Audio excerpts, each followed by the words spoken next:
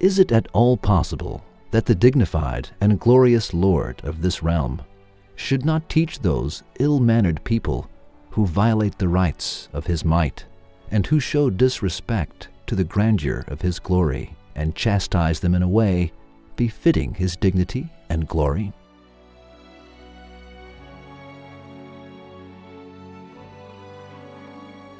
There is no punishment that fits his dignity and glory in this world.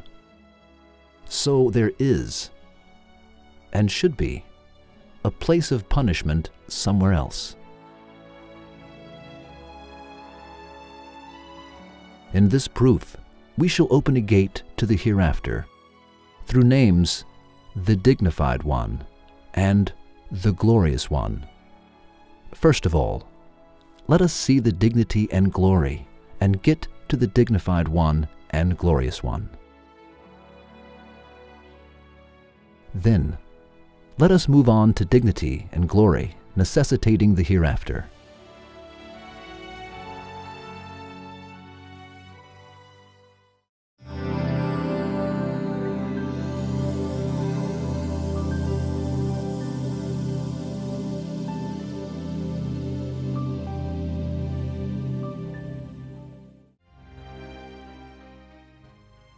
Aziz, dignified, as a name of God Almighty.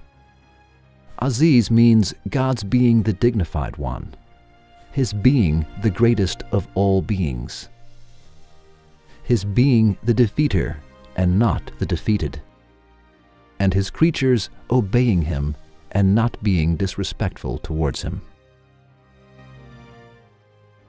Yes, God Almighty is Aziz. When we look at the universe, we see that, due to the mystery of testing, apart from men and some beasts, everything from the sun, the moon, and the earth, to the smallest creatures, carries out their duties with perfect attention. No creatures transgress their boundaries. The huge sun and the stars cannot act in a disorderly way. None of them remains behind and cannot be disobedient to him. Everything moves in a circle of obedience. The fact that everything is in a general obedience proves that they move with the order of the One who is glorious and dignified, and that they obey him.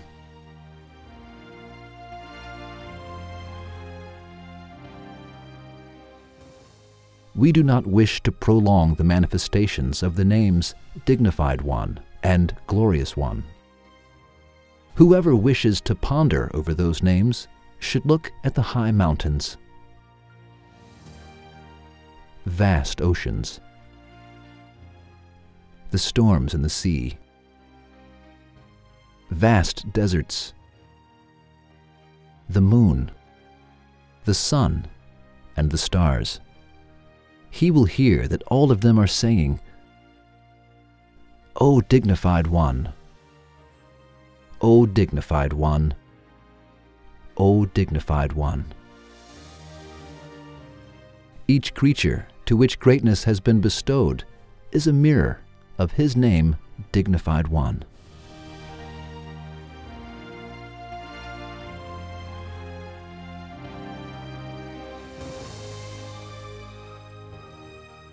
Or, if he wishes to see other manifestations of the names Dignified One and Glorious One, he should look at the remains of the older nations that were perished.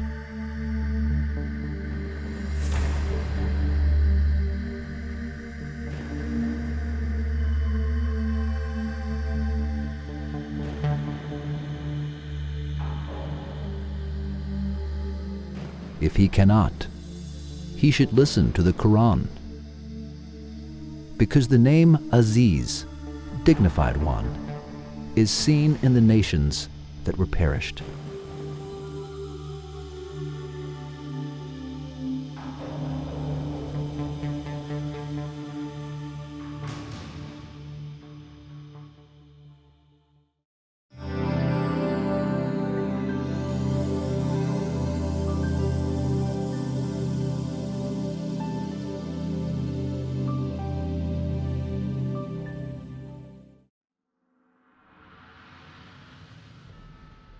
We said in the beginning, is it at all possible that the dignified and glorious Lord of this realm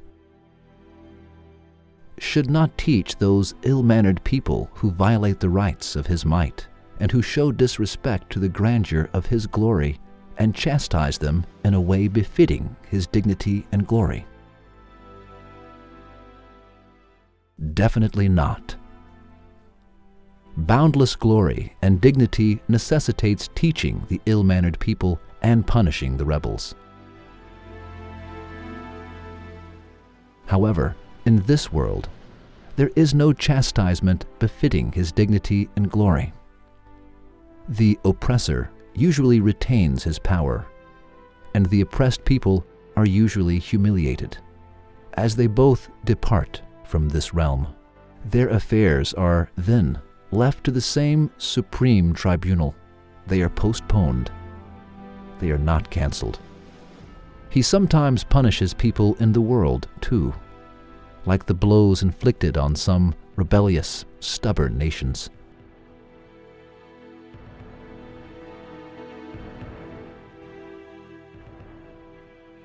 Those chastisements show and prove that man is not unowned, and may any time be subjected to a blow of divine glory.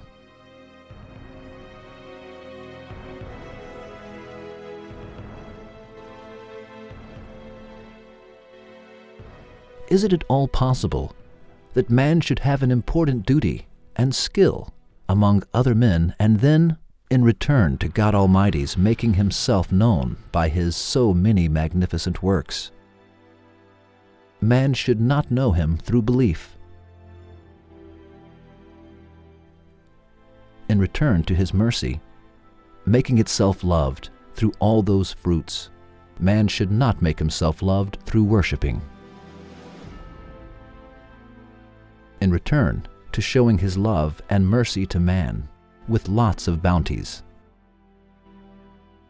man should not show respect to him through thanking and praising him. And murders should be unpunished. Man should be unowned. And the dignified and glorious one should not prepare a place of requital? It is impossible.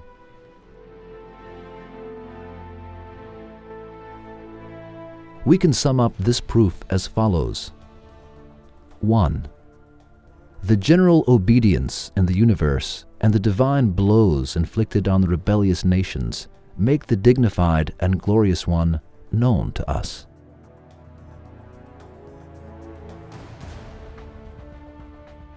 2. Dignity and glory wish to teach the ill-mannered people and punish the rebels. The dignity and glory can only be preserved in this way. 3. In this world, even though there are some divine blows to the oppressors and rebels, mostly the oppressors and rebellious nations pass away from this world without any punishment. Now, this situation proves that there is and should be a supreme tribunal somewhere else, so that dignity and glory may thus protect its grandeur. 4. That is, to deny the hereafter is only possible through denying God's names, the most dignified one and the most glorious one. 5. To deny the names, the dignified one and the glorious one, is only possible through denying the general obedience visible in this universe and the blows inflicted upon the rebellious nations.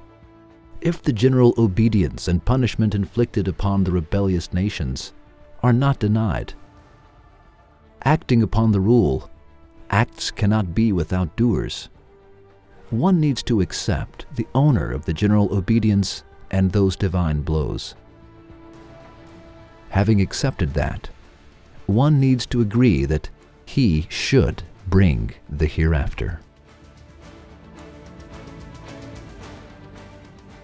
To sum up, The one who cannot deny the dignity visible to our eyes cannot deny the hereafter either.